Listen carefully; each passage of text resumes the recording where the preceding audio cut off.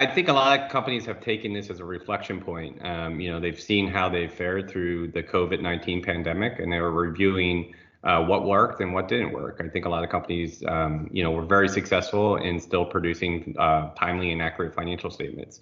I think when you look at the role of finance and how it has to be more strategic than just financial reporting, I think that's where some of the companies are going to look to build some more of their digital capabilities. How do they still, analyze and predict from an FP&A perspective, future results, how they maximize supply chain, how they're doing the best job of maximizing capital. I think all of those different areas were very much stressed through this pandemic. And I think companies are going to look to say how they fared through the pandemic. And then to the extent they have to put improvement and transformation around those efforts that they didn't do as well, I think this is an excellent sort of test run for that. I think it's especially important because I think this is going to be the first time that companies really are going to get a pass. I think going forward, when we have future events or future pandemics, I don't think the market will be as forgiving when it comes to being able to provide external and internal customers the right information to make solid business decisions. I think to the extent that there's going to be regulator expectations that you do have the resiliency to get through these pandemics, I think that bar will also be raised. So I think this is an opportunity to do some reflection as far as how you fared within the pandemic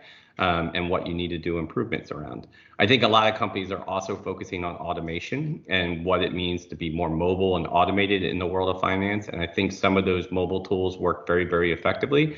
I think other companies where they'll see gaps within the effectiveness of those tools will try to, provide more, transformation around automation. And I think companies need to keep in mind the foundations that makes automation successful. First, both, the data integrity of the information that you're trying to automate, the workflows association with that automation, the technology, and also the collaboration between the different departments. So making sure that that all works soundly will help you be very more successful in your automation transformation going forward.